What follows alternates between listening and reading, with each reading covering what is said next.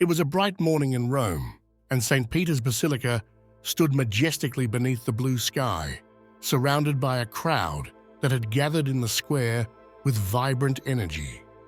The air was thick with anticipation, but not for a conventional religious ceremony or a papal speech.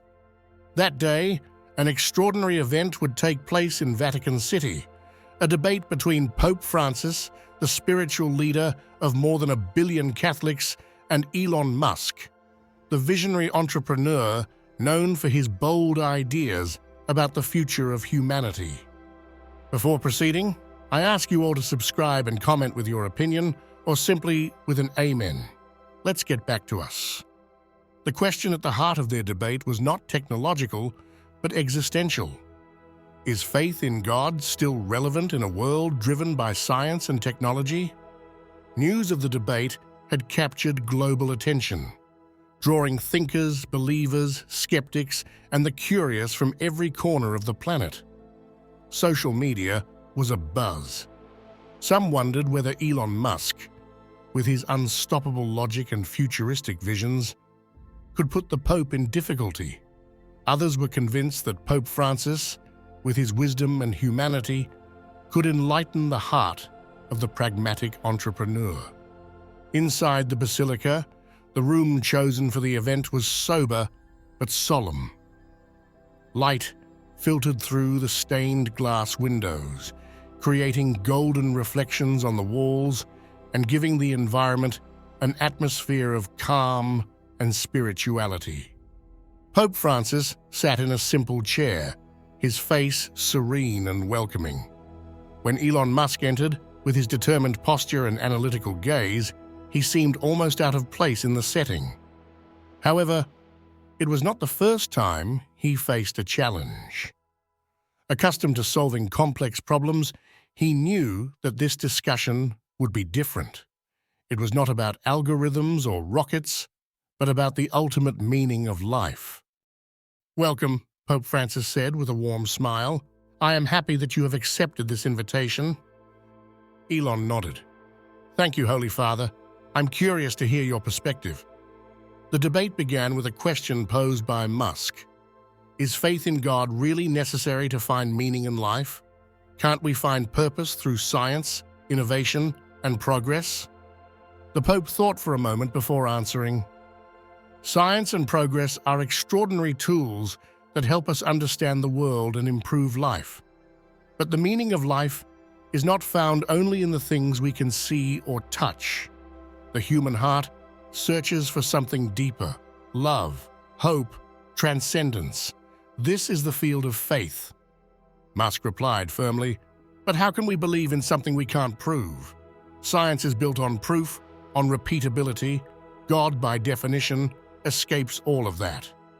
Pope Francis smiled. "Can you feel love? Can you measure joy or pain? And yet, you do not doubt that these things exist. God is like love. You cannot see it, but you feel it, you live it." The room was completely silent. Every word the two men said was listened to attentively. Musk took a moment to think. "I understand the comparison," he said finally, "but love and joy come from neurological processes. They are chemical reactions in the brain. That's not the same as attributing meaning to something supernatural." The Pope answered gently. "And where does that ability come from? Why is the universe ordered so that life can exist, that human beings can love and create? Faith is not in conflict with science. Faith helps us answer the why, while science answers the how." At that point, Musk changed his approach. "If God exists and is good, why is there so much suffering in the world?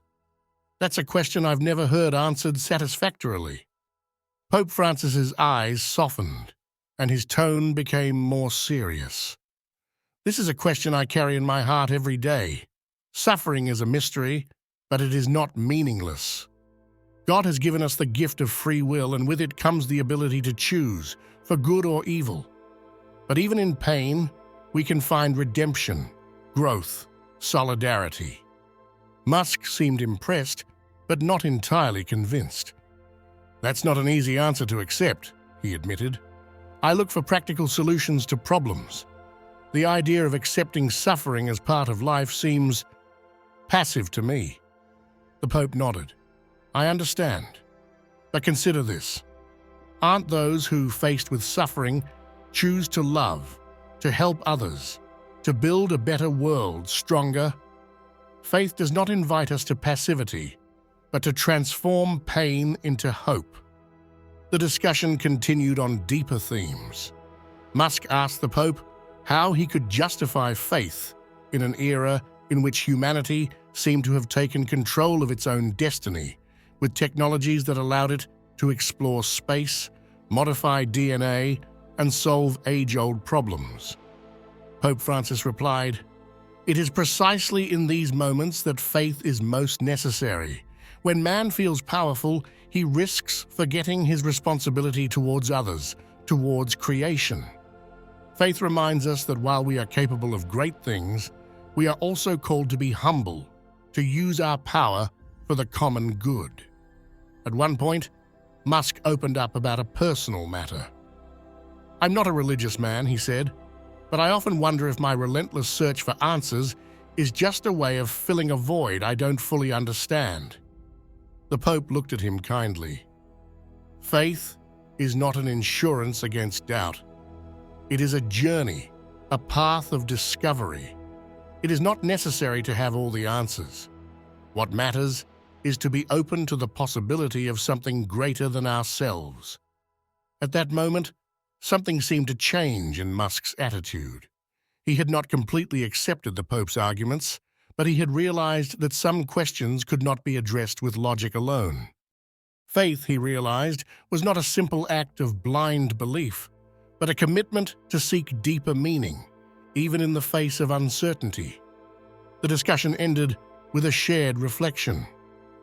"We may not find all the answers today," Musk said, "but this conversation made me realize that there are questions that are worth continuing to explore."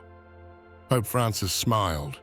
"And this is the first step of faith, to be willing to seek. Faith does not take anything away from reason, but completes it." As the two men greeted each other, the crowd outside fell into respectful silence. There had been no winner or loser, but a sharing of ideas that had touched millions of people around the world. Elon Musk, the man of scientific certainties, had begun to consider the unknown of faith. And Pope Francis had shown that even in the modern world, spirituality could dialogue with science, offering not definitive answers, but a guiding light in the mystery of life. Outside, journalists and spectators stopped to talk among themselves. Some reflected on Musk's words, which had raised crucial questions about suffering and the order of the universe. Others found comfort in the Pope's answers, who, with his calm wisdom, had brought hope and reconciliation. The event had an impact that went far beyond the confines of the Vatican Hall. Subsequently, global media reported the meeting as an example of dialogue between seemingly irreconcilable worlds. The images of Pope Francis and Elon Musk shaking hands became a symbol of a bridge between spirituality and technology. Their conversation inspired debates at universities, houses of worship, and even at family dinner tables, posing a fundamental question: can humanity find a balance between faith and scientific progress? This extraordinary encounter left a lasting impression on both of them.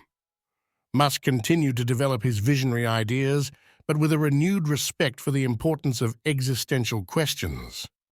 Pope Francis, for his part, brought to his ministry a new appreciation for the role of science and innovation in serving humanity. The echoes of that meeting were heard for years, and as the world faced new challenges, the words of those two extraordinary men continued to resonate, reminding everyone that in the search for truth, dialogue is the key to discovering what makes us truly human.